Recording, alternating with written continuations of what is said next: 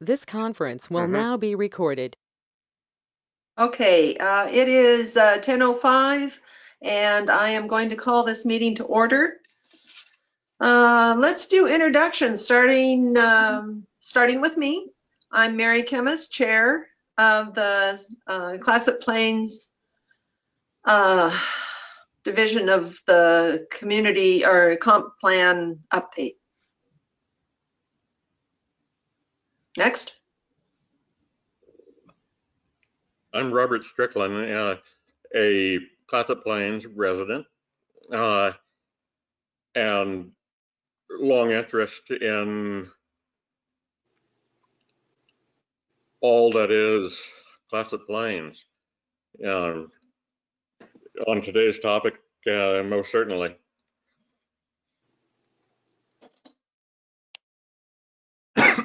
Hi, I'm Maria Pinsetich. I am a Clatsop Plains property owner, but longtime family resident, and looking forward to a great conversation today. I guess I'm Devin Aubing. I'm a Chinook councilman, and I've been on the council for over 5 years. And yeah, with that. Oh, I see Christopher Farrar. Is that how you pronounce your last name? Yeah, most of the time. It's a little variable, but that's close enough. I'm a Clatsop County citizen, and I'm sitting on the meeting because I'm interested in this process. I'm also on the County Planning Commission. Wonderful. Happy to have you here. Gail, did you want to introduce yourself? Sure. Probably everybody here knows you, so, but I don't want to leave you out. Yes, but don't believe a thing that you've heard. This is Gail Hendrickson. I'm the Community Development Director. And also, Julia, if you want to introduce yourself. Julia Decker, Clatsop County Planning Manager. Wonderful. Thank you so much. I actually can't see Julia, so if there's anybody else out there that is attending this meeting, would you please speak up now? Yep, that's everyone, Mary. Okay. Now we can Okay, see thank Julia. you. Morning. So our meeting summary will be coming out soon, so we will skip that for right now and move right into reviewing our topic today, which is wildlife habitat resources, goal 5. Did everybody, I hope everybody had a chance to look over the tables. I think that we will probably keep the same format that we had last meeting, where we pretty much go with staff recommendations unless somebody has something to say. Does that meet with everybody's approval? Yeah. Okay. So moving right along, here we are. If you happen to have it pulled up on your computer, we're on page 8, I believe. Actually, wonderful Gail has it up on our screen right here in front of us. Is there anything here? Let me open that up first to comments on table 1. Are there policies, things that you want to discuss? And please direct us to the area that you're referencing. I don't know where it first appears, but one of my notes was hand dug wells. So when we get to the phraseology hand dug wells, we can scratch our heads. I'm not sure where that is. I didn't see that. Do you know, Gail? We can't hear you. Yeah, it's in policy 6. And I've got it up here on the screen right now. So the policy states building permit applications where a stream is proposed as the water source shall be accompanied by a water right permit.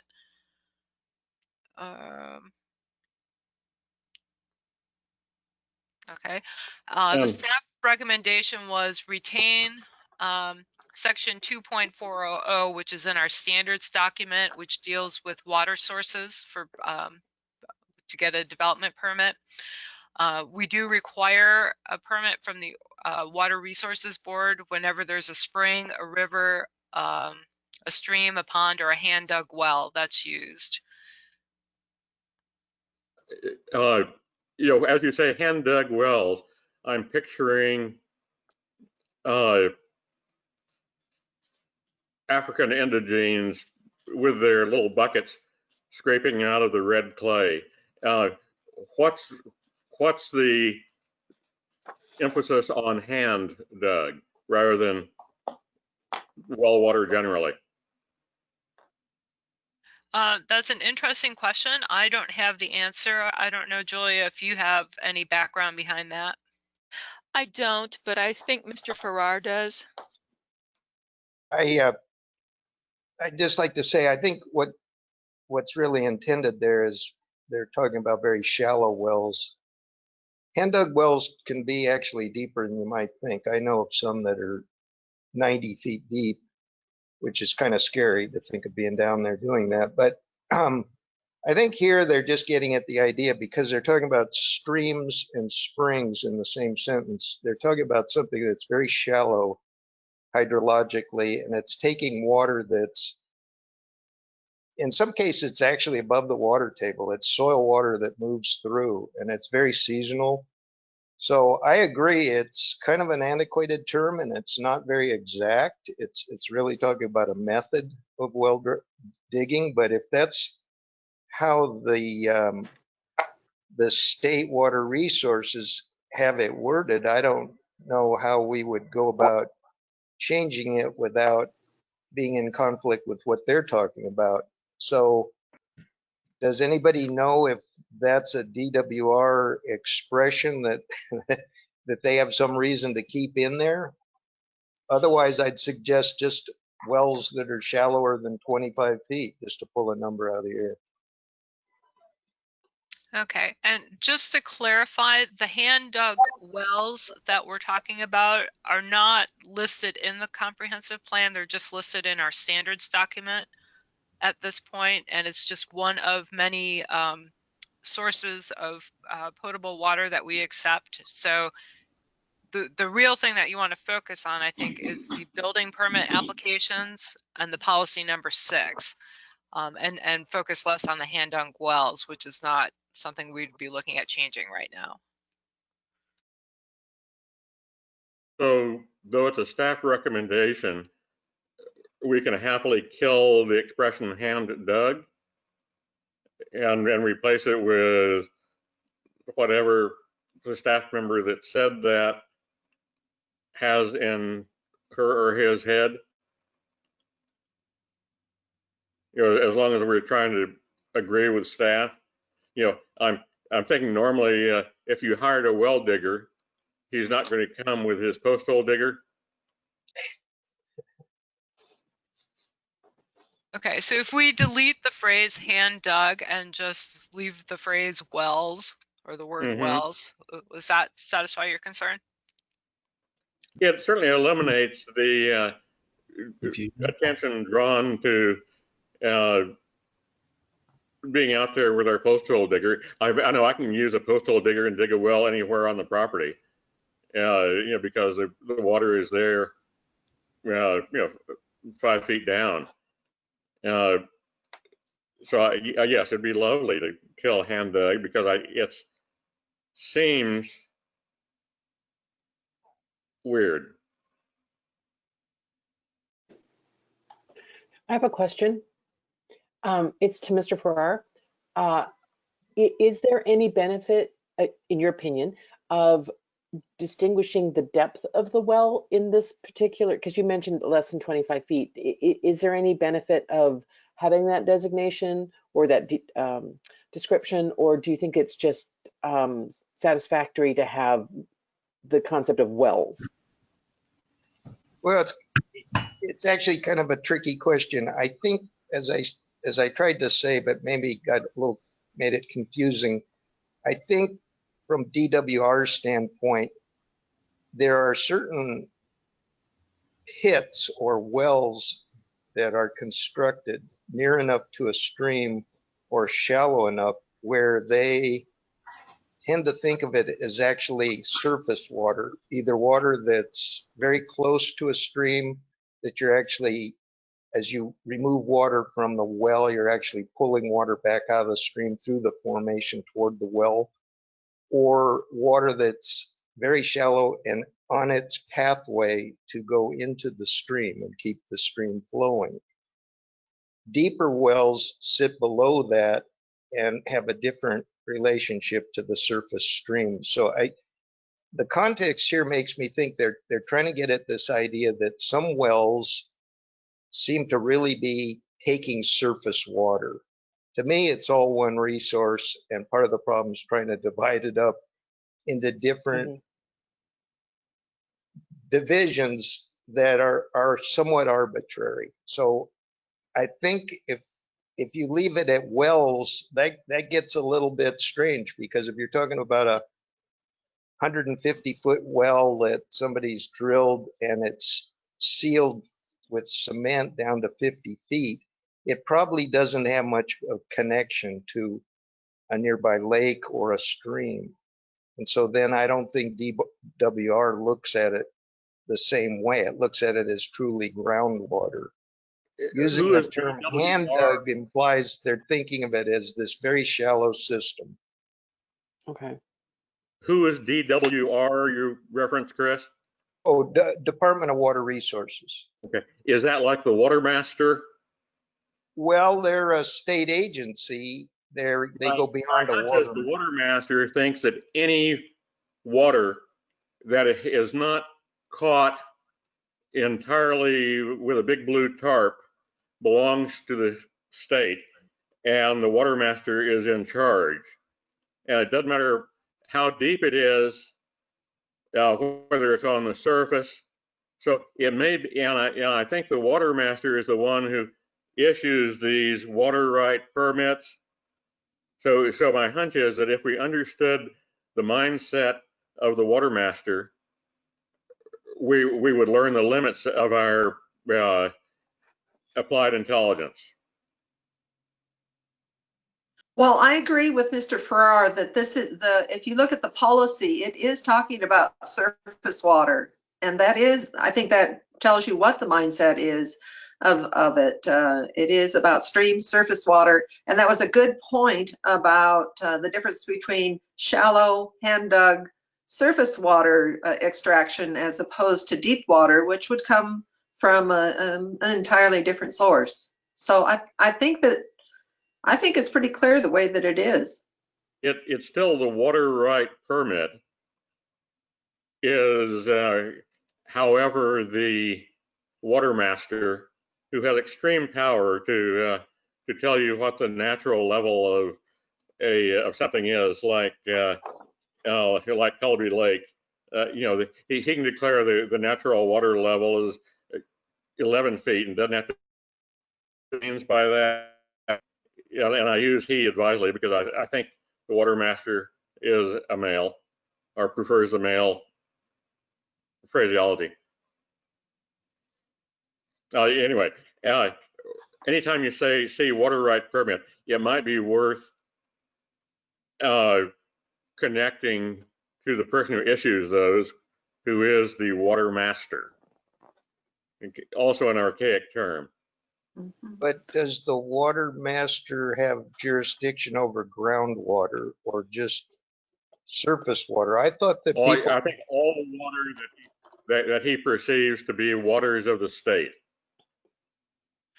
Yeah, And, but I thought that well there are drilling. very few exceptions to that. So Gail, you have a comment? Yeah, two comments. First of all, the water master for our area is a woman. Second of all, Yay! yay. Second of all, you're going off on a tangent that's not germane to what we need to be looking at today. I mean, if you're going to be looking at policy 6, then what policy 6 is intended to state, and states very clearly, I think, is if you're applying for a building permit, you have to have a documented source of water. If your documented source of water is a stream, it has to be accompanied by a water right permit. So the discussion about hand dug wells, shallow wells, deep wells, is the water master an archaic term? Is it a man or a woman? Is really not relevant to what we're looking at today. I'm sorry, but I've just got to keep you on point here. So we're not, you know, I made a note that when we get to the point where we're going to amend the standards, which will be after this comp plan process is done, then yes, it's a good point to remember that we need to delete the words hand dug, but that's not the main thing that you're looking at today. So I rest. Thank you, Gail. Thank you for keeping us on track. Maria. I have a question, but it's for policy 5. So I don't know if we have Gail has helped us wrap up policy 6, but it's a question. It's not a comment. And it's on the staff notes. So the policy is talking about ensuring minimum stream flows required for the maintenance of fish habitat. And the comment is that this is not something the county has monitored. The water resources vision is to serve the public by practicing and promoting responsible water management through these 2 goals. So I guess my question is that something along the lines that would get fleshed out? Because this is very, very vague. Does that get fleshed out in the standards? That such that it would be monitored, and what the remedies would be if it fell below monitoring the required minimums, or where does that piece fit in? Okay, so county staff, I think this is still applicable because as county staff, we don't have the technical expertise to, or the capacity to go out and monitor all the stream flows. So we rely on state agencies who are tasked with monitoring that. So, okay. Thank you for clarifying that. I didn't understand that. So it's the monitoring is actually being done at the state level as opposed to the county level. Or not, as the case may be. Or not done. Okay. Okay. I have another question that I don't know where it is. Areas identified as having significant aquaculture potential shall be protected from conflicting uses.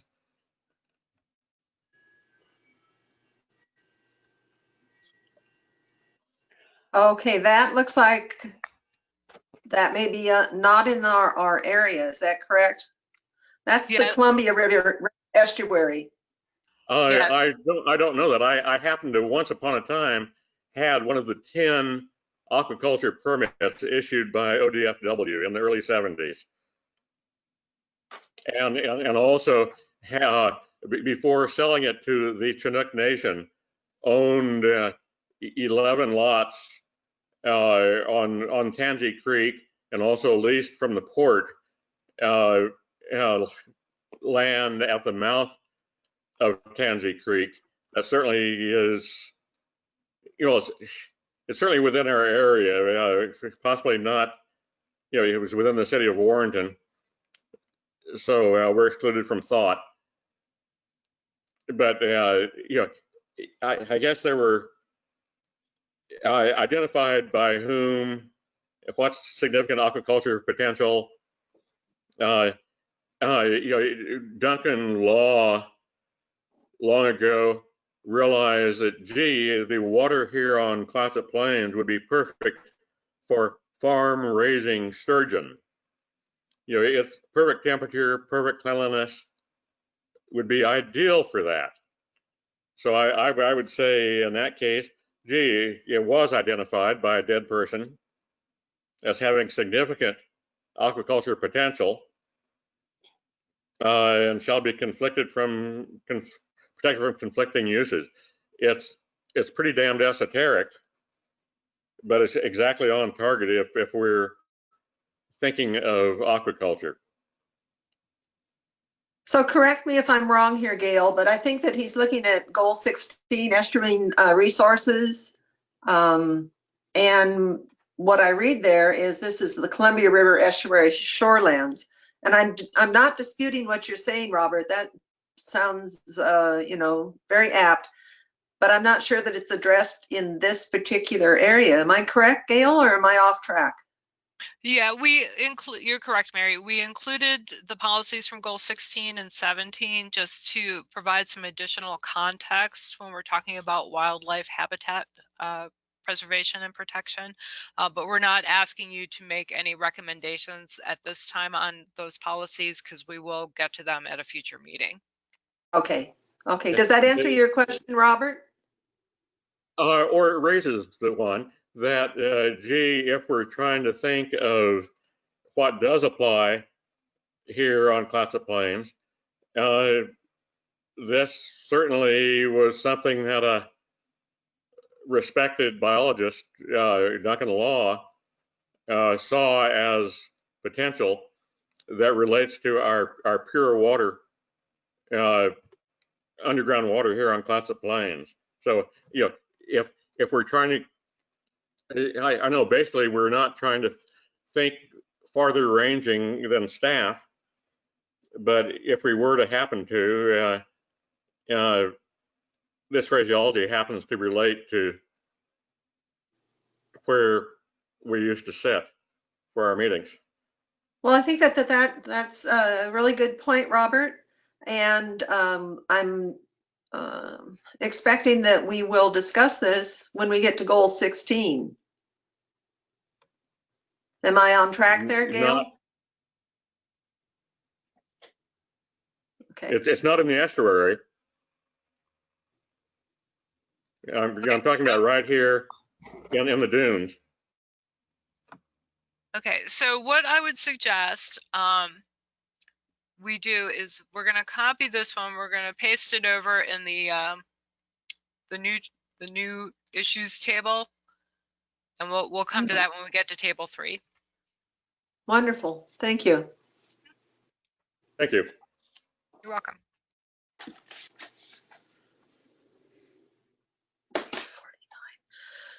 Any other issues that you want to bring up? Again, I don't know where it is, but deliberate dike breaching or removal may be permitted as part of a restoration or mitigation project. Productive agricultural land, significant wildlife habitat, and major marshes shall not be lost as a result of dike breaching activities unless an exception is approved. It's one of those things where I haven't wrapped my head around how usually dike breaching is viewed as a way of enhancing marshlands. You know, it often does. Often they were diked to create pasture lands, agricultural lands. So I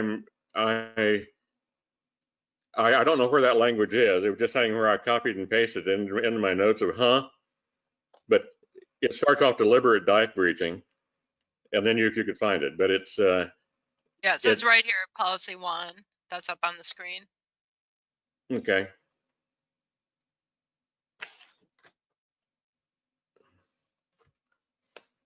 So what is your question, Robert? What the hell is wished here? Because basically productive agricultural land shall not be lost as a result of dike breaching activities. And that really runs contrary to the last few years, like out along 202, that you know, the whole point of dike breaching is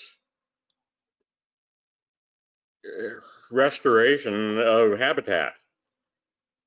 You know, that vast amounts of habitat were destroyed by diking anywhere in our area. You know, anywhere along Young's River, Young's Bay, was done to destroy habitat and create, you know, the city of Warrenton, et cetera. You know, and keeping Warrenton out of it. So what are you proposing? So what are you proposing? Well, I guess that we understand what we're are we still wanting to make it where productive agricultural land shall not be lost as a result of dike breaching? Or is that kind of the point of dike breaching, is to remove those dike tide flats and restore them as part of the salmonid protection wildlife habitat? You know, So as I read, so as I read this, this gives an opportunity, or gives protection for the agricultural land, wildlife habitat, but it also provides an opportunity to have an exception granted. So to me, this looks like a break, oh, no pun intended, on dike breaching. But there is an opportunity to do that, where it's better benefits perhaps are expected. I agree that that's what it's trying to say. It's worded a little bit strange, but when you understand the county is really trying to support the state goal of not losing agricultural land. And even if the agricultural land in question is sort of land that used to be a marsh, but got drained somehow and is now under production, it's a productive ag piece. The state goal is to not lose that. But here you're saying, well, you know, we have to look at the whole picture. And so we may grant an exception and go ahead and lose that agricultural land because a greater good is derived by turning it back to a wetland or marsh that it used to be. So what I'm hearing you say is that this provides the county the opportunity for more flexibility in their decisions on how the land is best used. Yeah. Yes. Yeah, and that gets into the highest and best use concept.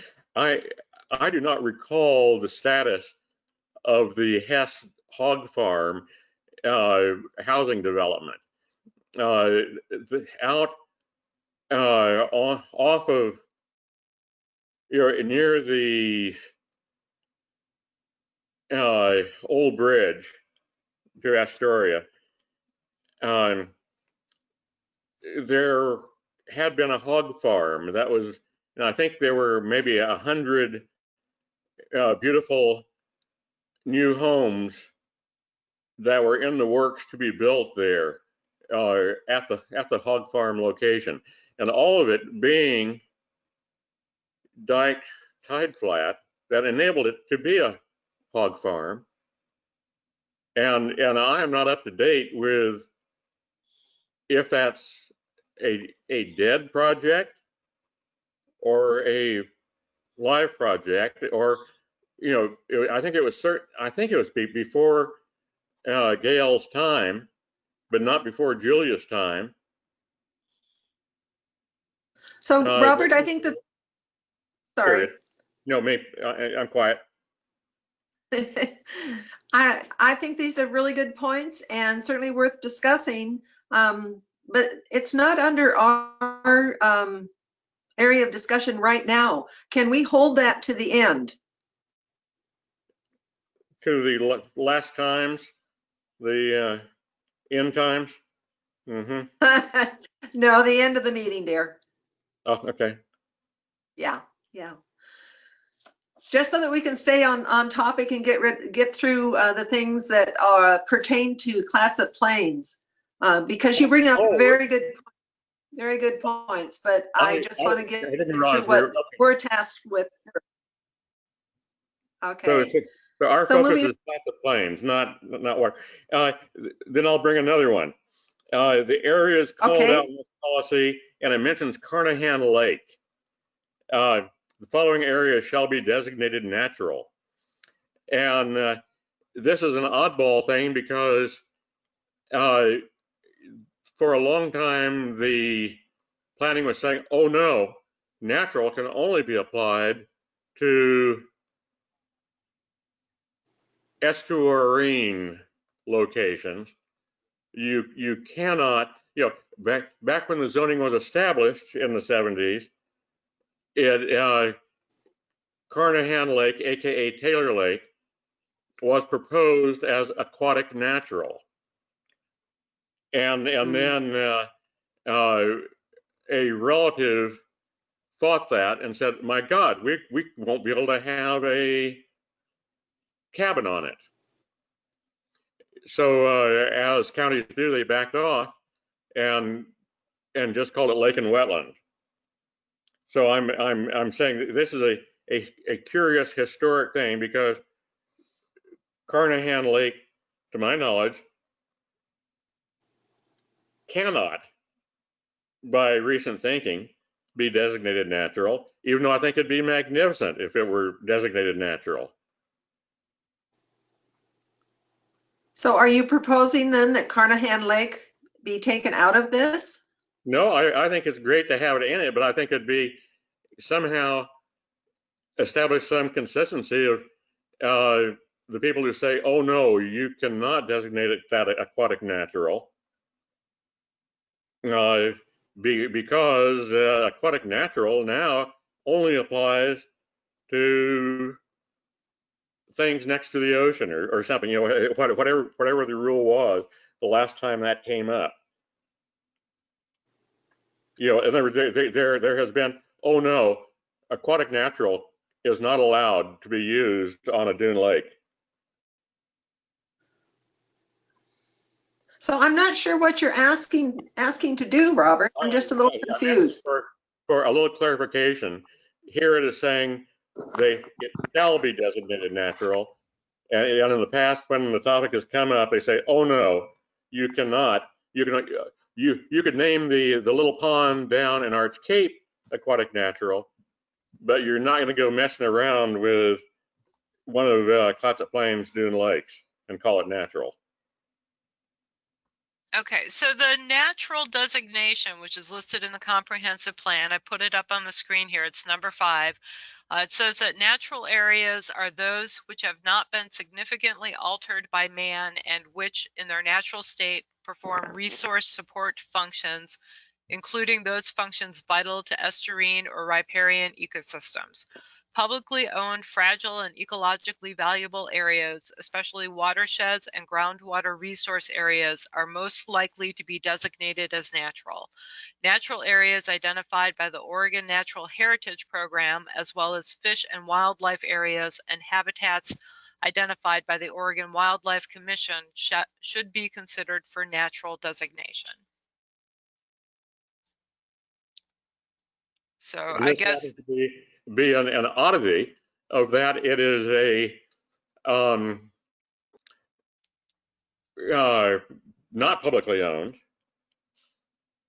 but is one of the tenderest, least damaged, best studied dune lakes. It's the easternmost of the dune lakes on Clatsop Plains, and it's certainly largely in a natural state, except for the wretched logging that was done uphill from it. So what I'm hearing, Robert, is that you want to continue to have Carnahan Lake on there, and staff recommendation is to retain this policy, but to revise that these areas will continue to be designated as natural. So I think that we may be saying the same thing. Thank you for bringing our attention to that and educating us on Carnahan Lake, because I think all of that is important. But in terms of policy, it sounds to me like you're supporting that we retain this and just add the wording "continue to be designated as natural." Am I correct? Except for the oddity that I think it, within the past year or so, it was clearly pronounced that there's no way in hell you could apply the term aquatic natural to Carnahan Lake, Taylor Lake, because you only could do that in a prescribed list of other locations. So as far as continuing, gee, no, I think it somehow requires some tweaking. I'm even skeptical that Slusher Lake, out there on Camp Rylea, hasn't been screwed up in its categorization because it's part of our war on terrorism. So Robert, what I'm hearing is that we want to continue to keep these areas designated natural. Is that correct? I don't know that they are designated natural. It says they are, but I don't know that they are. We would like for them to be. Yes, and we need this policy in place. If that is our desire, then we need to continue. We need to retain this as it is, and then to maintain that natural state, there is a policy in place to help support that that initiative. Solve it, teacher.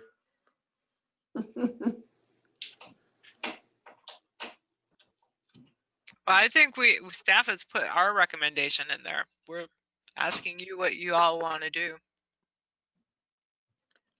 Well, I would like to take staff's recommendation, retain the policy, but revise to state that these areas will continue to be designated as natural.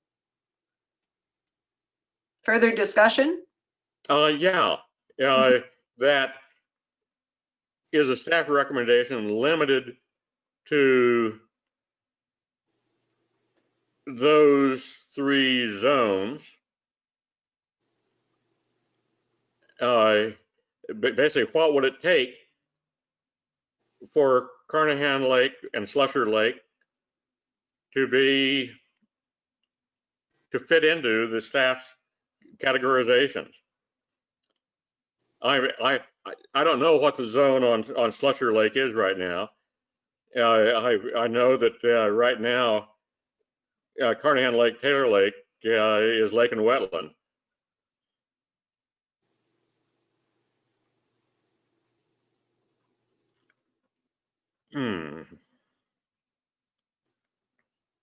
Yeah, so Slusher's got both. It's got the natural shorelands and it's got the lake and wetland on the water. Good. And then moving off to the east.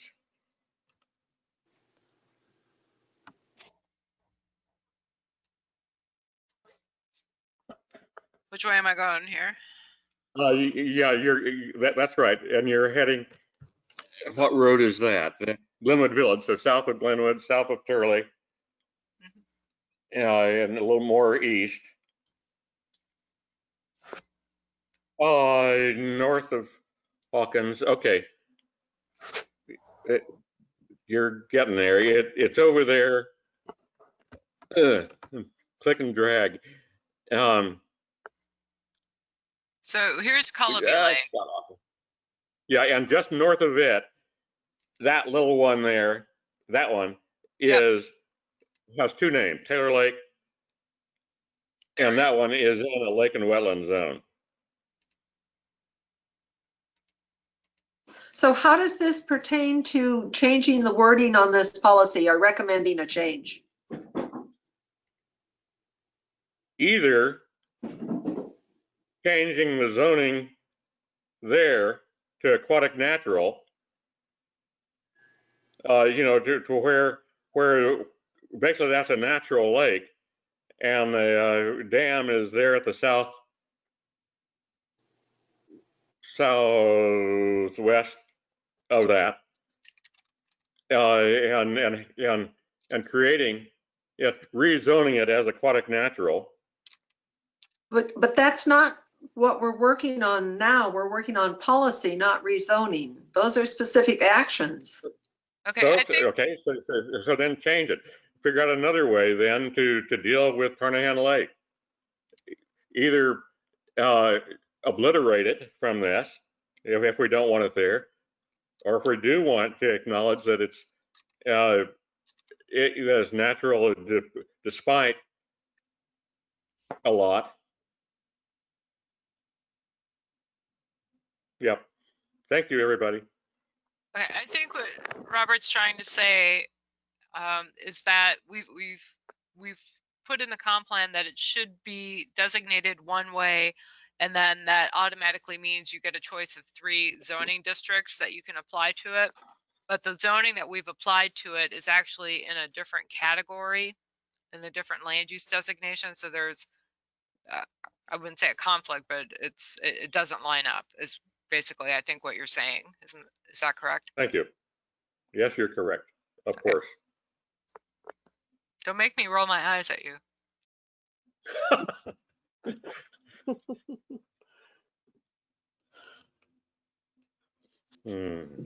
So in terms of this committee then, because we're not dealing with zoning right now, we're going to take staff recommendation to retain the policy but revise to state that those areas will continue to be designated as naturals. Is that right? Well, I think what we need to look at then is that we probably need to change staff's recommendation a bit because we're not lining up. So if it's designated natural, it should have a different zoning category on it than what it has now. So I think probably we have not, I think the intent was there to do it that way, but I think for whatever reason, it just ended up not lining up with the zoning and the land use designation. So I would leave it and say that maybe add some wording that we need to review Carnahan Lake and make sure that it's in the actual classification if that's the route we want to go, or we just move it to whatever the category it should be in now, which would be, I know that didn't make sense. Hold on. Maybe I should have Robert interpret for me. Yeah, so lake and wetland is actually the conservation other resources designation as opposed to natural. So if we want to leave it natural, then at some point we have to change the zoning. If we want to keep the zoning the way it is, then at some point we have to change the land use designation. Does that make sense? And heaven only knows what will really happen. There is not a tendency toward environmental protection in the county. Aquatic natural is a more protected state than lake and wetland. So long as I live, which is probably at least through this evening, it doesn't matter. The lake is going to stay there. It has not been fouled up. There has never been anything more than a fishing pier built on it that I built myself. So it's fine just to kill it from this list, and we can all go home and move on to other topics. But you can see there used to be, it's a rarity.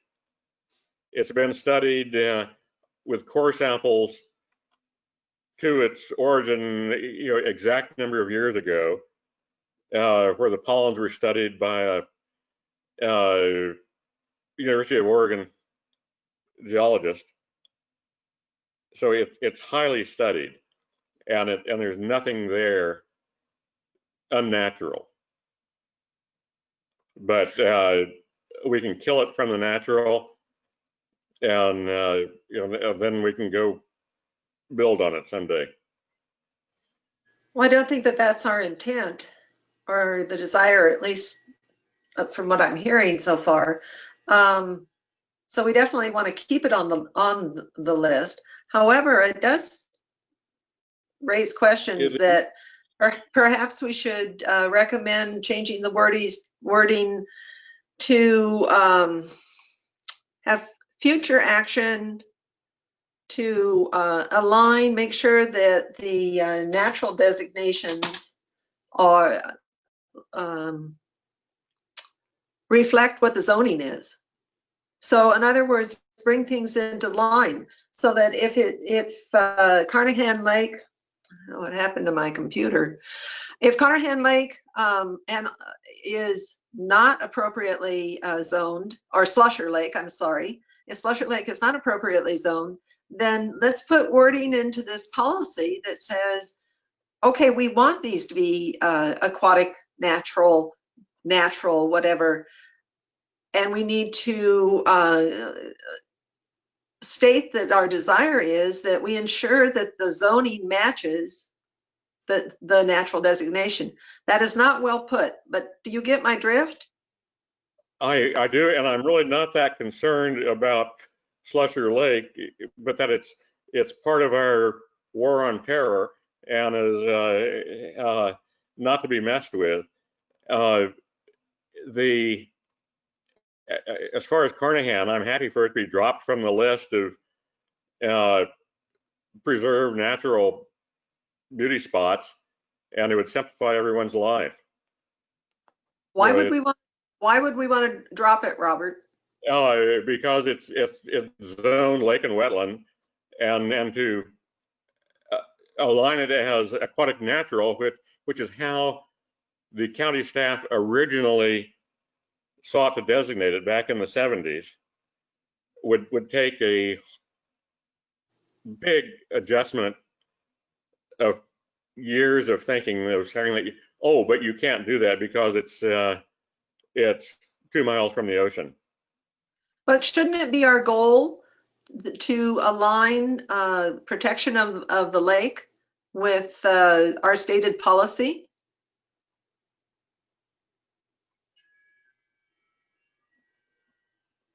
How about just including a few words after the word designated? And instead of stopping there, say, the following areas shall be designated or considered for inclusion as natural.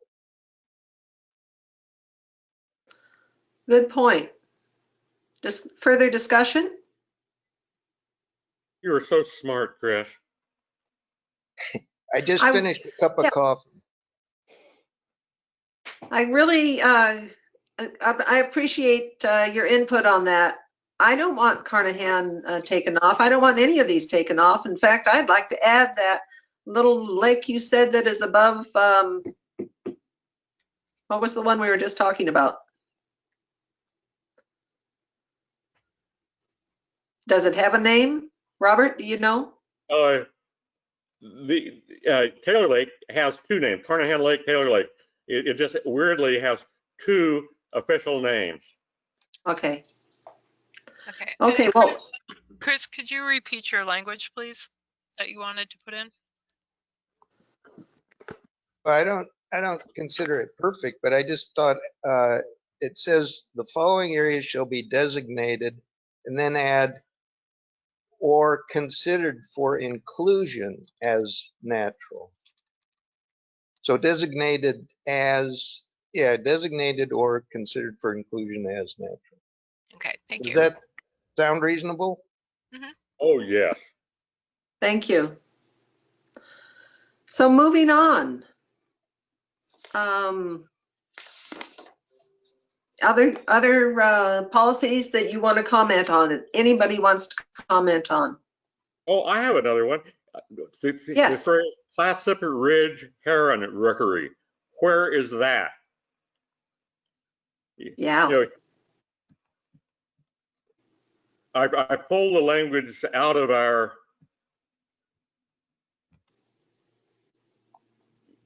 material. Well, I don't know that it had all those words in a row, unfortunately, but it had to do with a heron rookery on Clatsop Ridge.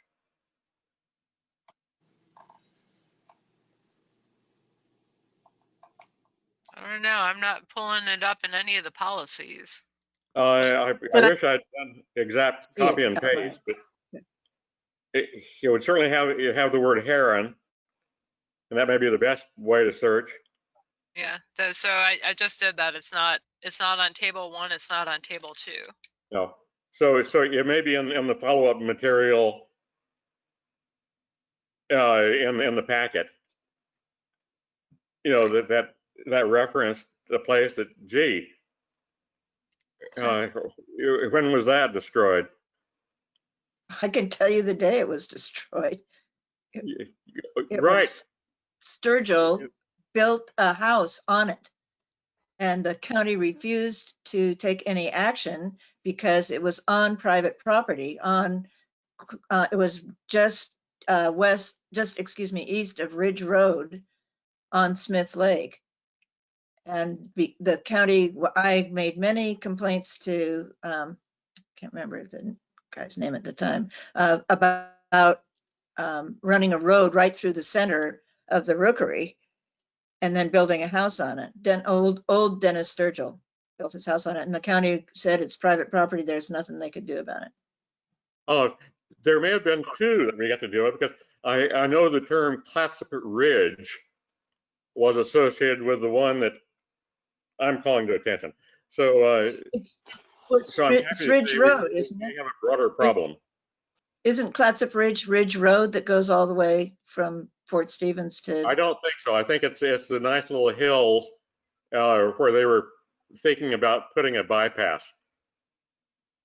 See, I also remember seeing that, Robert, but I can't find it now. Are you having any luck, Gail? Look for Clatsop Ridge just in a search of our packet. Yeah, I Robert, searched I'm for s- Heron as well, but go ahead. I'm sorry, I didn't mean to interrupt. I'm just asking because I heard Robert say that he thought it was the area where they were going to put the bypass, and that would be Williamsport. Oh, this is the one that connects to Williamsport bypass. No, Okay. this is the one that's part of On the 101, connects on. So it connects on the 101 side, so, okay. This Because this there's is a part of heron the rookery on, redundancy there project. was a heron rookery on Williamsport on that end of it too. No, because that's already been destroyed. Not a problem.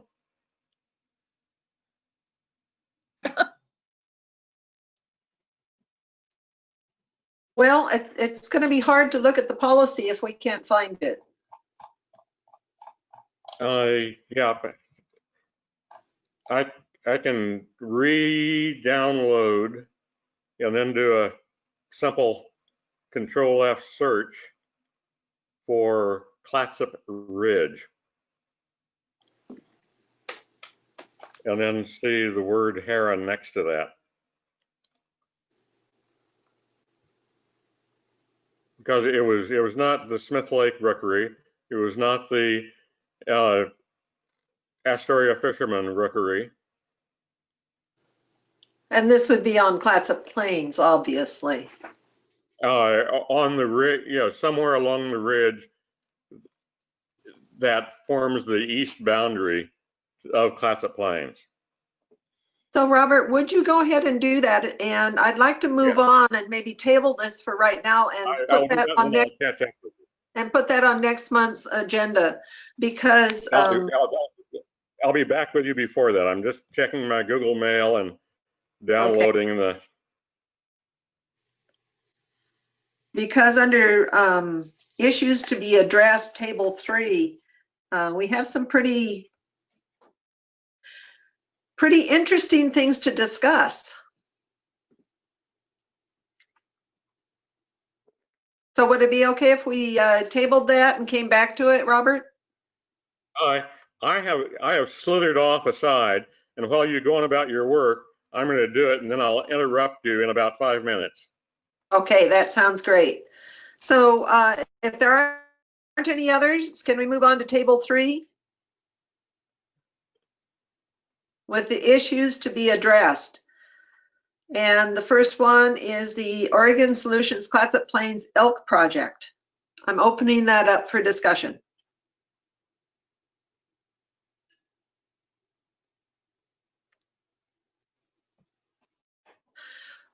Okay, hearing none, I'm going to ask Gail. I'm not exactly sure on the staff recommendation what that means. Can you clarify a little bit? So the project that has been going on with Oregon Solutions was initiated by the cities of Gerhart and Seaside and Warrenton, and the county became involved in it. But it's basically ways to reduce human elk interaction.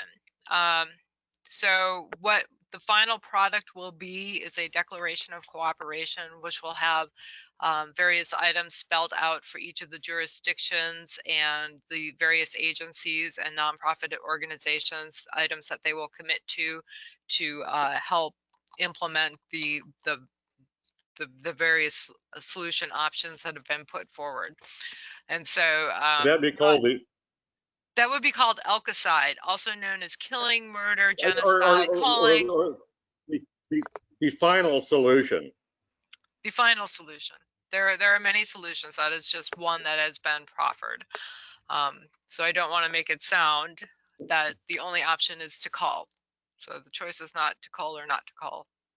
So anyway, so knowing that we have this coming forward to the Board of Commissioners in January, this declaration of cooperation, and so what we want to incorporate are the specific policies that will deal with land use issues. So things such as making sure that our open space requirements and subdivisions and partitions is the correct open space, that it contains forage and water for wildlife, making sure that the right percentage of land is being used, mapping out the migration corridors to making sure that the area that's being set aside for open space is actually where wildlife is likely to go.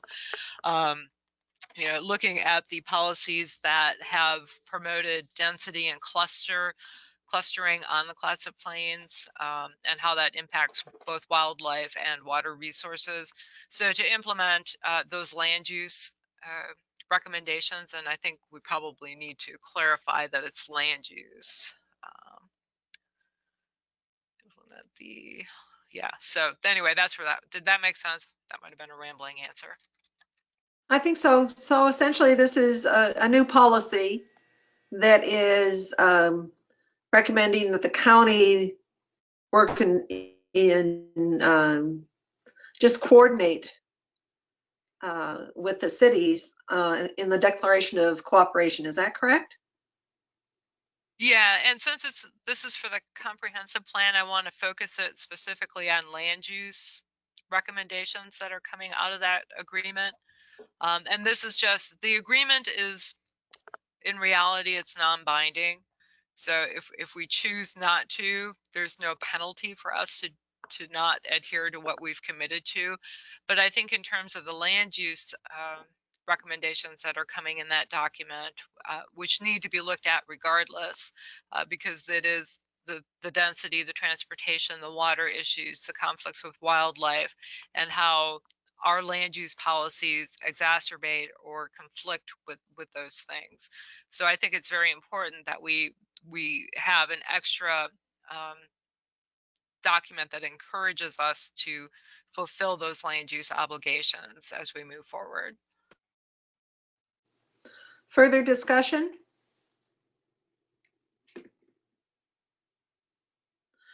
So would you put into that staff recommendation the language you said about land use?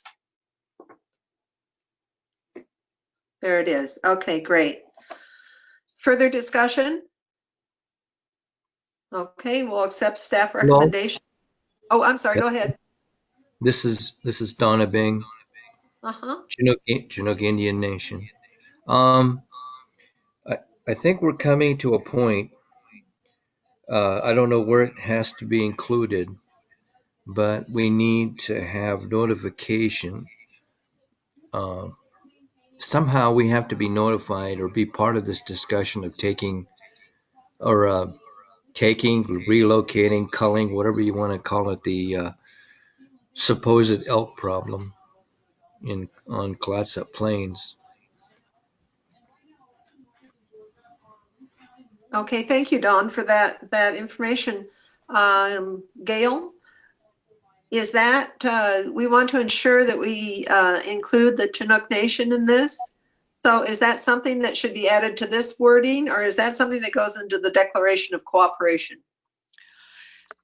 So I think what I'm going to do is I personally am going to put you in touch, Mr. Abing, with Manuel Padilla, who's been leading the Oregon Solutions Project. And if you, as a representative of the Chinook Indian Nation, would work with him directly, would you be open to that? Yeah, we'll explore it and see where it goes. It's just that I just want the committee to know that there's no way that we can divorce ourselves from the elk resources. We're connected, Mhm. hip and Okay. tooth. So we need. I mean, we're not against feeding people that need food from the food bank via recovered elk or whatever. It's just that when we do harvest of these animals, the Chinook must weigh in on that. We certainly don't want to have a repeat of where whole herds are decimated because there's some trigger happy person that came from out of the area and decided, well, it's time to do some harvest. And speaking professionally as a former law enforcement officer for the county of Clatsop, we actually had two incidences where we jailed people that were from Oregon and from California that came up and systematically destroyed a couple of herds of elk. And we don't want to see that happen. So we don't. We need to work to make sure that everybody is included on the table there when it comes to harvesting these animals, most especially the Chinook. So it sounds to me like being in contact with the Oregon Solutions would be a way for the Chinook Nation to be included within that decision making. Excuse me. It appears to be that Okay. what you're saying is true, Mary. Okay, great. So Gail will put you in contact with them, and hopefully that will you'll be able to give your input on that. Any Okay. other discussion on this?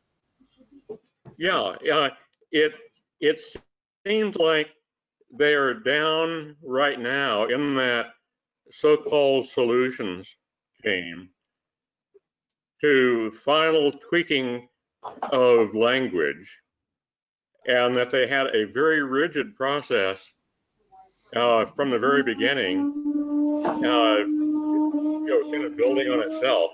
I can't imagine that their process allows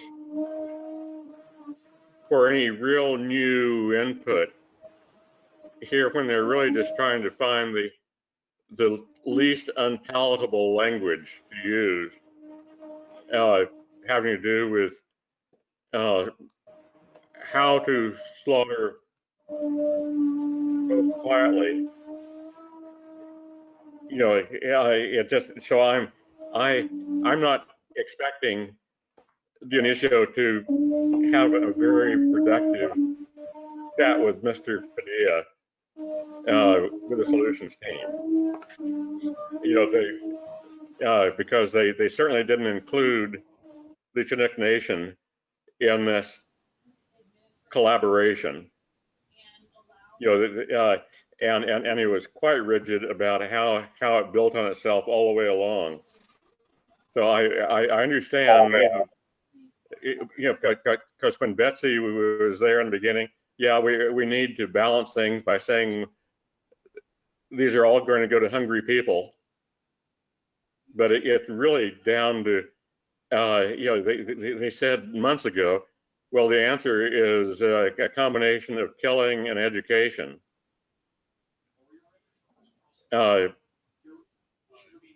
Period. To me, it has been an utterly asinine process that really started with elk defecating on the Gearhart golf course, and it being against the law in Gearhart to build an over 6 foot high fence around the golf course.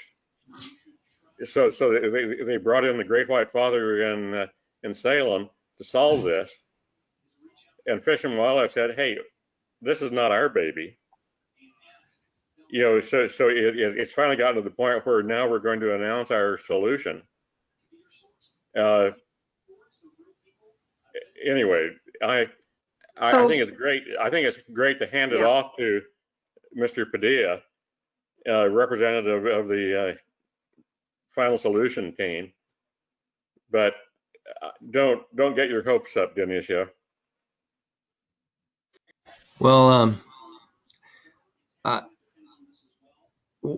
we have to come to the table because it's gotten in, like, for instance, the Daily Historian. You got the dude that's taken over Columbia Sportswear that owns the I don't know, Gearhart Golf Course there, McMinimans, I guess.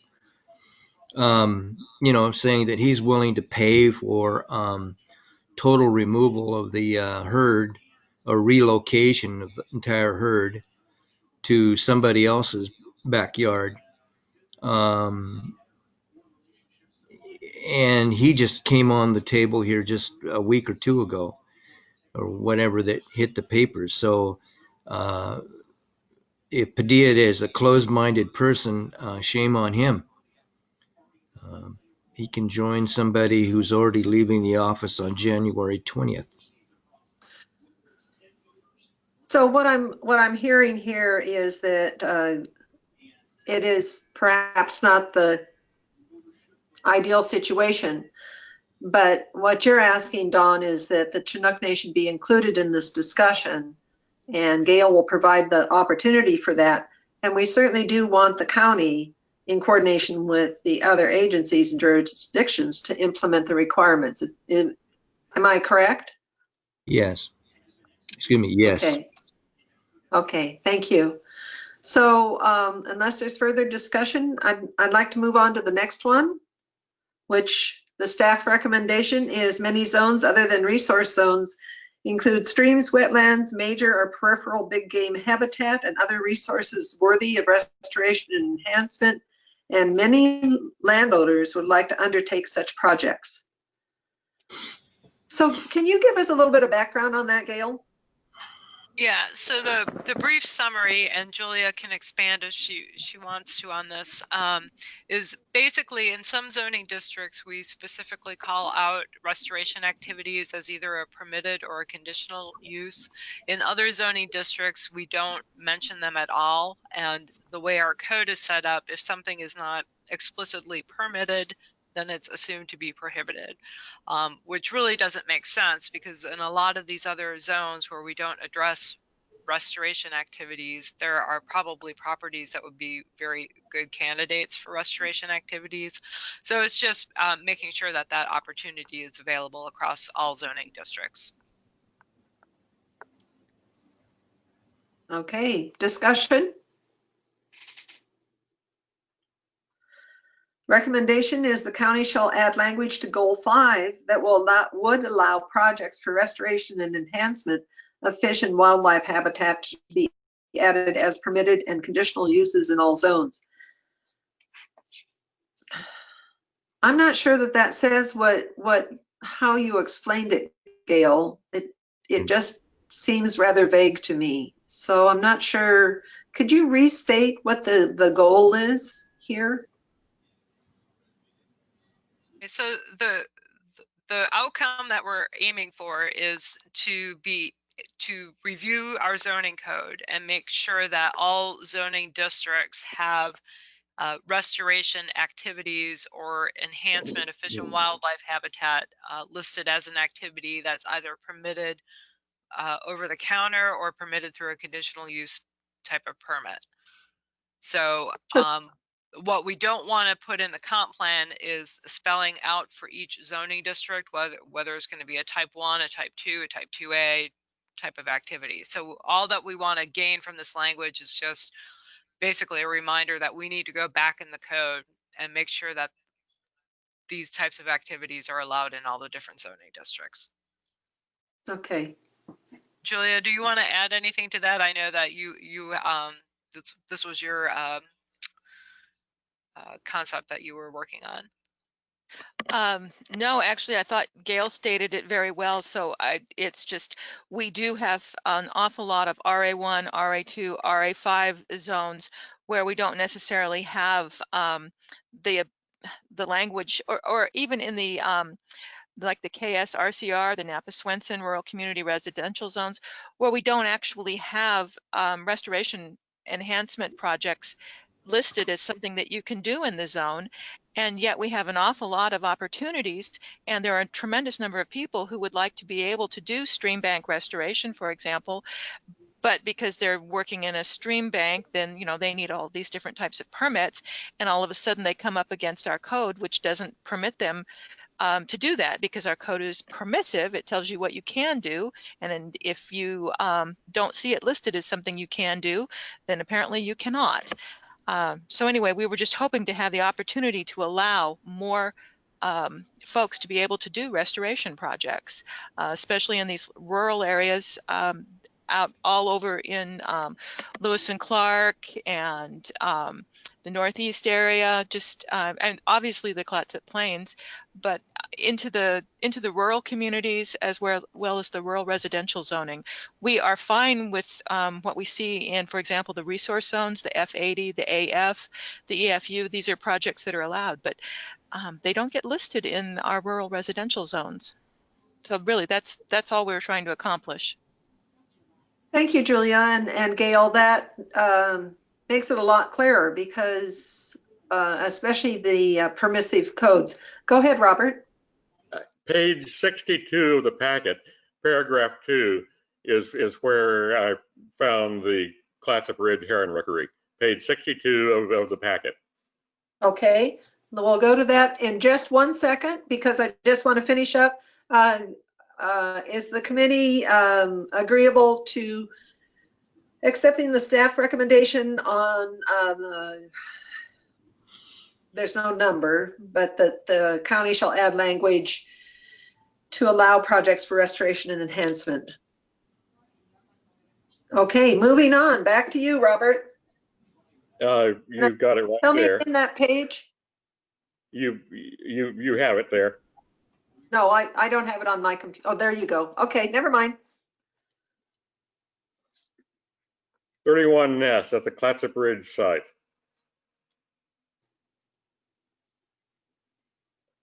I thought that the language in much of this section was dated because obviously the numbers of nests and so forth are always changing. So this is an area that definitely needs to be cleaned up, but you're saying that site no longer exists at all. Is that correct? I was unaware of it. I see herons fly in front of me all the time. I don't know where they're going. I'm unaware of a nesting area where I've seen them in their rookeries. So I just think it's worth our awareness. And maybe there's someone who's smart about birds. I've forgotten the fellow's name who does little bird books and things. Worked for the for the War Department on Camp Riley, and possibly he knows where herons still remember you're still living. Yeah. So your question here is, where is the Clatsop Ridge site? Is that your question? Yeah, it's even saying specifically it's located section 23, township 6, range 10W, belongs to Crown Zellerback. So I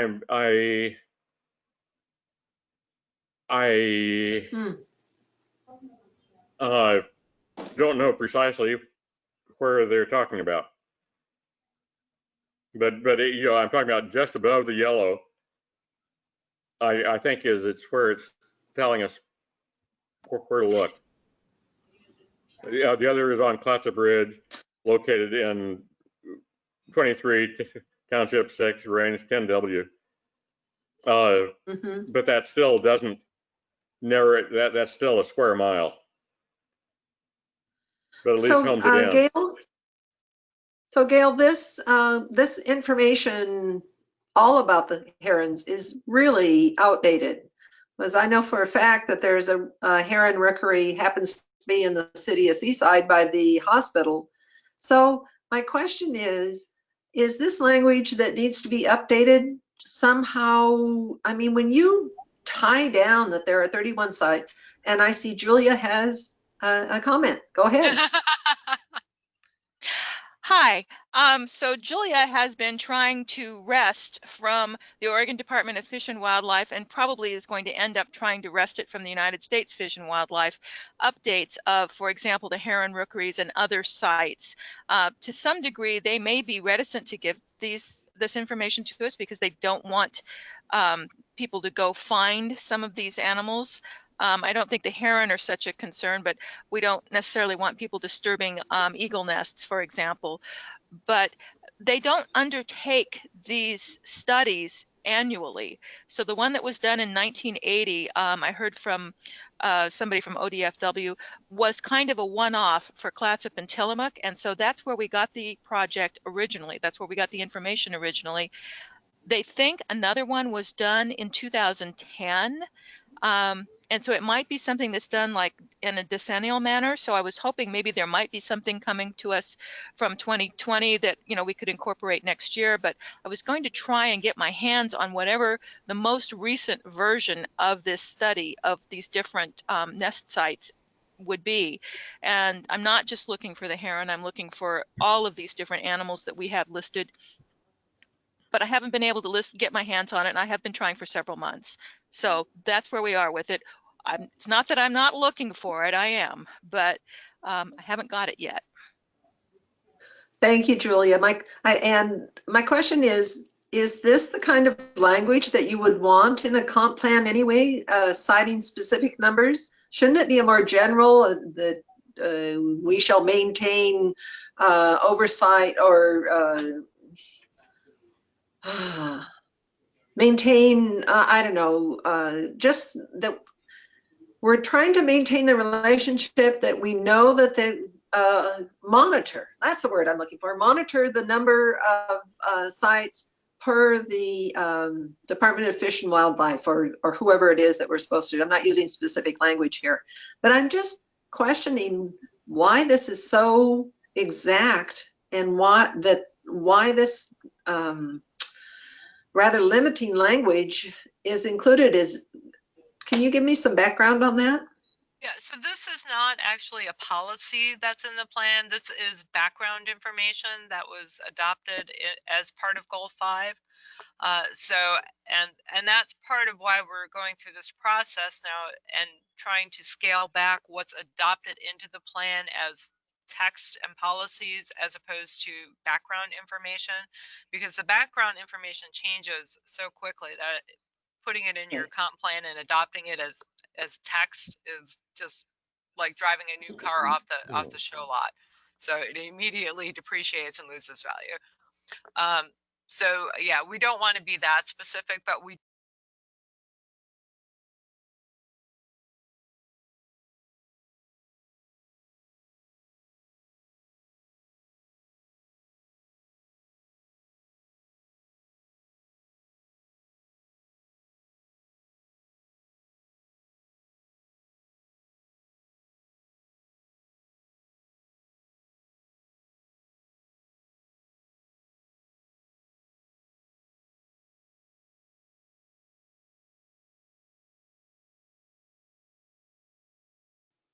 So,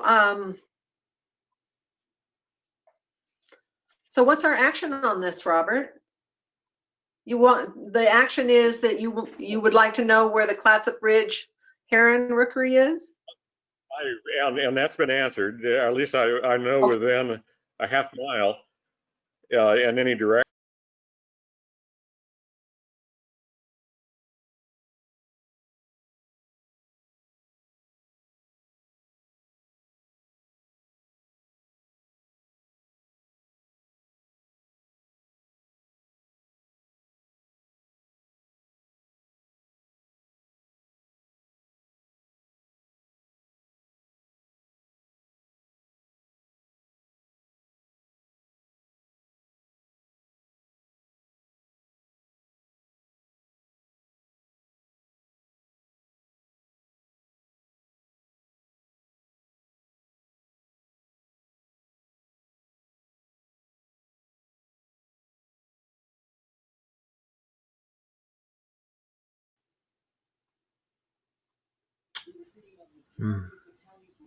Hearing none, I recommend that we accept the staff recommendation.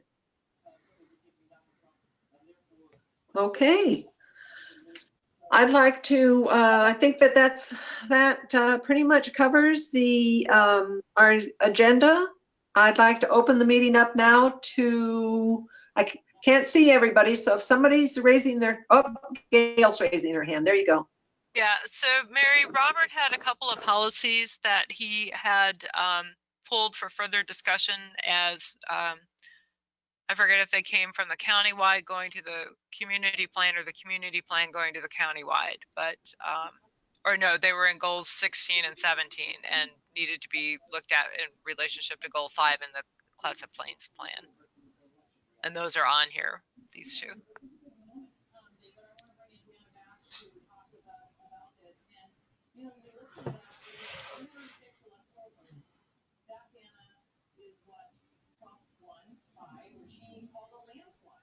So what is the action that we're doing on these, Gail? Okay, so as I understand it, there were some policies in goals 16, 17 that I think Robert wanted to look at in return in terms of their context in relationship to goal 5 and the Clatsop Plains, so that while these policies are dealing with coastal or estuarine waters, that they may have applicability to the waters that are on the Clatsop Plains area. So did I get that? Yeah. Robert, does that sound right? That first one about policy 5 on aquaculture, that really isn't separate from protecting the aquifer. You know, so it's not anything that's going to change behavior. That there's an opportunity for aquaculture using our pure water here, just like you can use the pure water for drinking. So I'm not trying to think that aquaculture is going to suddenly get people to start protecting the aquifer. You know, I have no delusions of that. On the dike breaching thing, that's kind of a curiosity because you know, when it's so much of the area of the salmonid, baby salmonid habitat, you know, I don't know, it was like 90% were destroyed by diking. You know, the whole Costco Causeway, you know, the current 101, that presumably couldn't be built today. It was championed by Herb Palmberg back because he was a highway engineer and knew it could be done. And but nowadays you wouldn't build a highway across Youngs Bay. I think it's still a huge issue, just because 92% of the, you know, I don't know, it's 92%, but most of the original estuarine habitat was destroyed by diking as part of our conquering nature. You know, it's so it's, I think it needs a good glass or a bad glass of good wine and take a fresh look at what do we want to do about our estuarine areas, you know, whether it's out Youngs River, wherever there are dikes. That's how most of the ag land was created, was by So diking. So Robert, if we may, because we're talking about two different things here, I'd like to thank you, Gail. Go back to policy 5 because I can only deal with one thing at a time. And what I'm hearing is policy 5 currently does not exist in the Clatsop Plains Community Plan policy goals. And this is perhaps something that we want to add. Am I understanding you correctly? Yes. Specifically to Clatsop Plains, because there is the possibility of an aquaculture and hatchery, well, maybe not hatchery. I don't know much about fish, so bear with me here. But still definitely, be called a hatchery, even though it has no link to natural water courses. okay. So what you're saying is you would like this policy added to the Clatsop Plains, probably under Clatsop Plains Community Plan and Policies, or Gail, help me out here, fish and wildlife areas, fish and wildlife policies. Yeah, So so that's, the important It's an thing, oddball because aquaculture has globally a real clash. It's like if Atlantic salmon escape into nature, it's considered a major catastrophe. Or if one that has been genetically modified. Well, here, what I had in mind happened to be because of raising salmon, but there has to be a whole lot of coordination with people fighting it. Who's for it, who's against it, and it's more complex than anyone wants to talk about now. But yes, there's plenty of opportunity because we have such pure water at a great temperature, comes out of the ground, around 54 degrees, whatever. so this is the policy that we would like to propose be added to the Clatsop Plains Community Plan. Sure. And there, I see Gail has that down, and the wording is existing aquaculture and hatchery facilities in areas identified as having significant aquaculture potential shall be protected from conflicting uses. And that helps to protect for the future those opportunities for aquaculture on the Clatsop Plains, because, obviously I didn't even know those even existed. And Dawn. All I know about it, and I don't know about it, is what happens at Warrenton High School, where they used to raise around 10,000 salmon and put them into the Skipanon River there. And I've lost track of whether or not that program still exists. Okay, so Dawn, did you have a comment? Yes, I do. Well,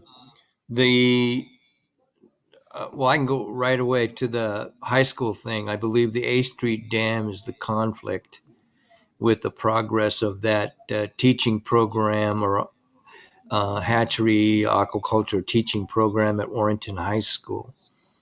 I mean, they're in close proximity of the Skipanon, so there's no big deal there. There's no big deal there. The concern is water. I just don't see,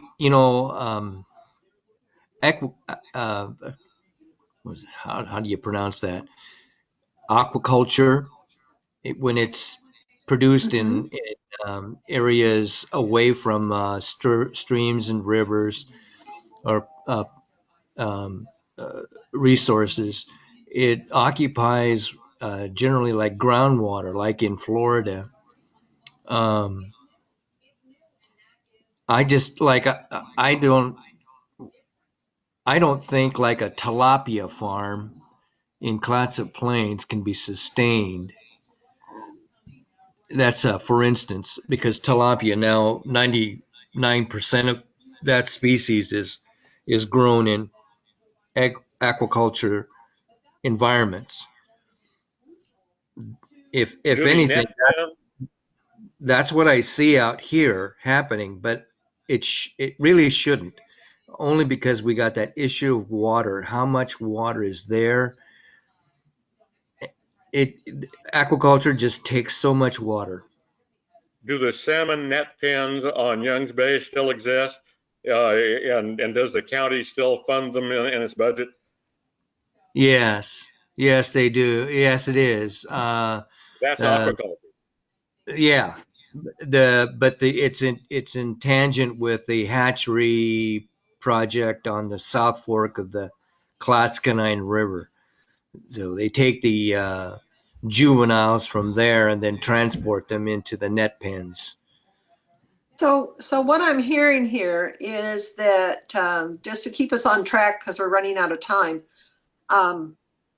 is that Clatsop Plains is possibly a site for aquaculture. However, there's a real concern about the quantity of water available. And that is something that we really, I don't know if we've addressed that or not, but that is a real concern with future development.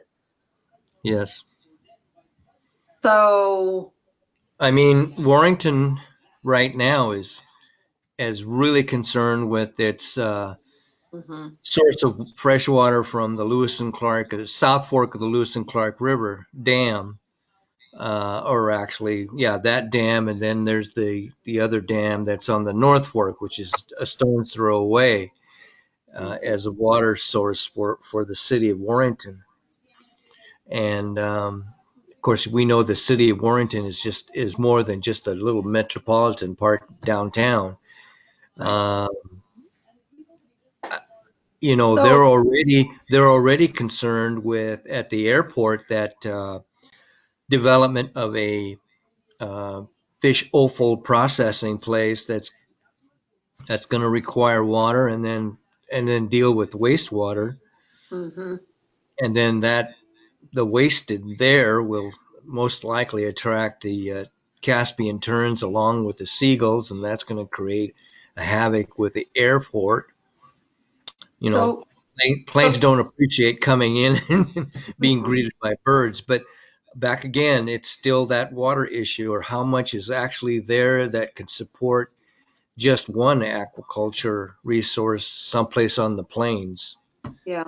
I just don't see it Would happening. So would maybe, you maybe want one at the Robert, what, mouth of Kansas Creek? go ahead, Robert. Denisha, would you want an aquaculture activity at the mouth of Tansy Creek?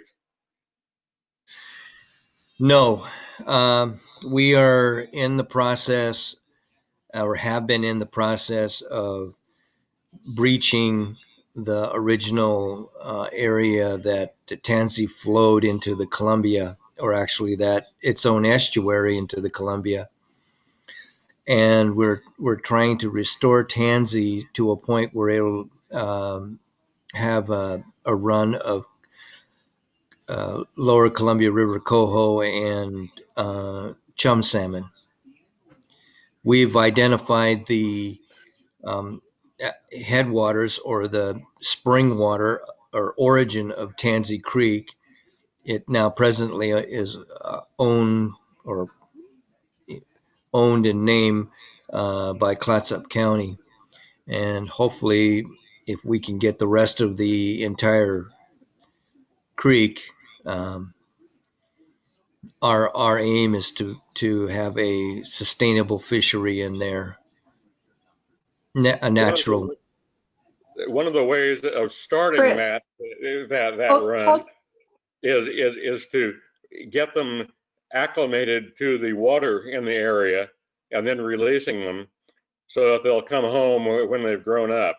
But that still counts as aquaculture, even though your intent is to create a natural run. But you've got to start with so, something. so Chris, I don't really see why aquaculture should be held up as the best use, and that you would deny any use near it that might conflict with it. I'd just leave that whole statement out, and if somebody comes up with an idea for aquaculture, it can be considered and viewed and decided whether that makes sense to do that. But to hold it up as you can't do anything on this land that might prevent aquaculture in the year 2539, who cares? You know, let's deal with it when it comes. I'm not a big fan of artificial fish raising anyway. And Robert, why don't you give me the best case for why it's so sacred and ought to be the best use for any land area? Like where Dionisio would love to see a salmon run established there at Tansy Creek, where you're starting from zero. The way you get that salmon run going is by taking the smolts in containment in those waters, which is aquaculture, releasing them. You know, it's a form of ocean ranching. You used to just hope you'd get 2% back that you could keep to pay for itself. Well, basically, Dionisio is not caring what percent you get home. You're basically trying to release 100%, but you've got to release something for anything to get established to come back. So that to me is one of the best case reasons to have aquaculture, is to restore salmon runs on the lowest tributaries of the lower Columbia. So if I may, I'm wondering if we're getting a little off topic here, because my original understanding is part of the reason why we brought up aquaculture was to protect the purity of the water on Clatsop Plains. So aquaculture may not be the best avenue to do that. And so I think that, I mean, it might be a really good use of that water, but the main focus, as I understood, was to protect the quality of that water and putting in, say Yes. again? For Okay. human usage. So it's what it's, it's really all about. Is we want to be able to Yeah. protect the human uses. so Warrenton can I grow. think we've talked our way all the way around that maybe this aquaculture policy is not one we want to put into Clatsop Plains, and that there are other avenues to protect that water quality. We're trying to protect endless growth in Warrenton. And Endless growth in what? Endless growth in Warrenton. And what I'd seen was the presumption that Clatsop Plains will be the expansion zone for Warrenton's growth, population growth. And I think this was something that the mayor of Warrenton had cited and somehow wound up in the press. So I think ultimately here we're trying to be friendly to the concept of perpetual growth of the city of Warrenton, expanding across Clatsop Plains. And so they need pure water. The Oh, aquifer, Gail, help me out here. Go ahead, Don. the aquifer, we discussed this before, is an unknown variable, and if it's anything like any other aquifers, like the one in Phoenix, Arizona, it's finite.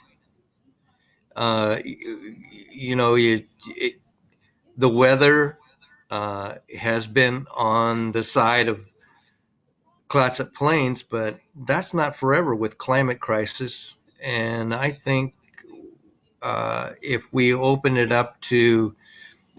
up land on the Clatsop Plains to establish an aquaculture business, I think it's just poor use of the land, and most definitely detrimental to the aquifer, because it's going to draw a lot of water from there. if in fact it's an aquaculture business that's like put on the land base of Clatsop Plains. I'm happy to kill the concept of aquaculture. Somehow I thought it was already in here. So I guess it was an old policy that we were revisiting. So we can go ahead and delete that. I would. Aquaculture does not exist. Okay. So Gail, we can go ahead and take that back out. Thank you. So we have about, actually, I'm supposed to open this to public comment. Chris, I think you're our only public right now, and you've been commenting all along. So if you're agreeable, we'll go ahead and talk about the diking. I'm agreeable. I'm pretty much speechless at this point. Okay.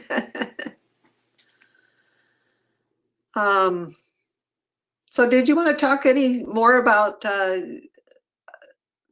let's see, what Gail has written is much ag land created by diking.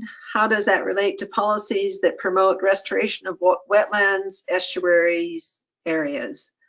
See, I think policy 3 is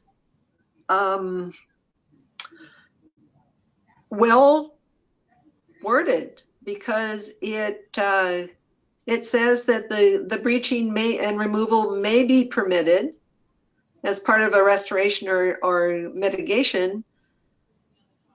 Productive ag land, significant wildlife habitat, major marshes shall not be lost as a result unless an exception is approved. So our goal is to maintain, according to how I read this policy, the goal is to retain ag land, significant wildlife habitat, major marshes, unless there's a good reason that there is a better use for it. And so I kind of like the policy just the way it is. Discussion. We have about 10 minutes. How do you see it with respect to quote unquote productive ag land? So where there are cattle pastured on dikes, tide flats, can that be willy-nilly be flooded by breaching? If the exception is granted, yes. If it's determined by the exception under county guidelines, and correct me if I'm wrong here, Gail or Julia, if that is not the best use of the property and they want to breach it and create salmon habitat or marshland or whatever, then they can. Going through the exception project process. Say again, Robert? I'm trying to figure out what is the natural highest desirable situation, and to what do we take exception, and what's involved? Have an exception to whatever we decide is more important. I'm hearing this as the cattle grazing on dike tide flats is of higher,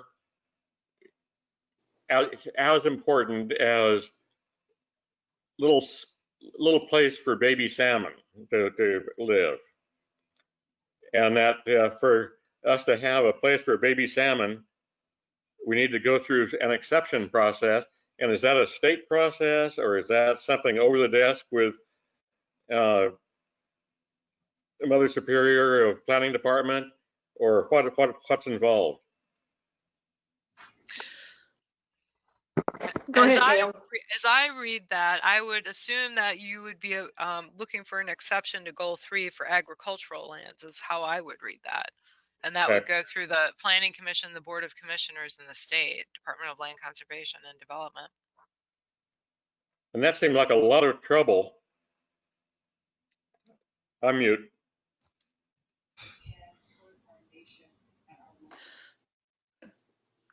I hear what you're saying, Robert, And I think that I still like the way this policy is worded because it maintains things as they are, protects private property owners' rights, but it allows for change. And so I'm happy with this policy. I have a question. Yes. Sorry. It goes back to what Diane said earlier, and Mary, you just mentioned kind of the crux of my question is private property, that if this is very valuable estuarine land and someone wants to do something to it that because they own it, that may not be for the greater good, are we creating a scenario where that's easier to do? Or I guess I'm not clear, like the rookery scenario where because it was private property, it was permissible to destroy the rookery. Are we opening the gate for that, or am I just completely off base here? I guess I'm not entirely clear on what we're debating. My understanding is we are trying to maintain agricultural lands or significant wild habitat or major marshes, unless the property owner, and I can think of numerous instances in which this has recently happened, decides that they do want to restore that and reach the dike or remove the dike. So we're talking not about destroying natural habitat, but taking things out of, if the property owner chooses to. So they're saying you are allowed to take the dike out if you choose to do that. Okay. Does that help? Yes, thank you. And I'm sorry, Maria, I can't see you. So if you had your hand up, I couldn't see you. No, that's okay. They're doing construction next to me, so I'm muting myself, and it's also impacting. Yeah, you don't see me because you don't want to see me. Any guess what it would cost to go through this process of getting an exception? You know, which side of $100,000 are we talking about? It would probably depend which attorney you use, but our application fee is $5,000.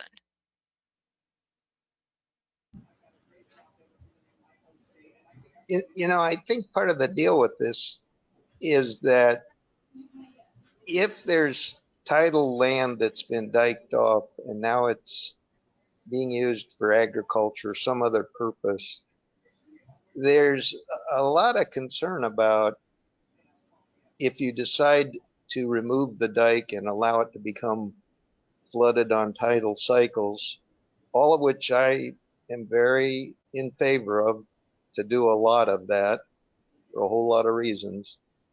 You have to be careful how you do it because there's neighboring lands. And so I don't think it's a bad idea that it's not just something that somebody goes in and gets some simple permit. I think it requires a little discussion, but I don't see the way it's written as being overly burdensome under the way things are now. Everything's so developed that what you do can really have a big impact on neighboring properties. And so it needs a little more scrutiny than just a routine thing, I believe.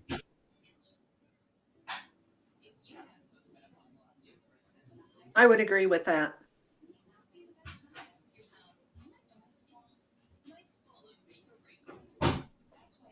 So is our recommendation is that we retain policy 1 as it stands?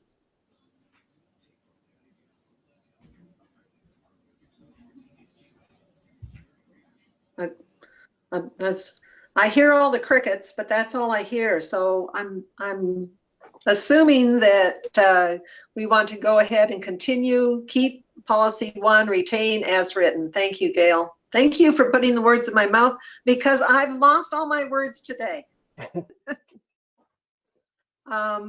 Is there anything else that anybody wants to bring up? We have about 5 minutes.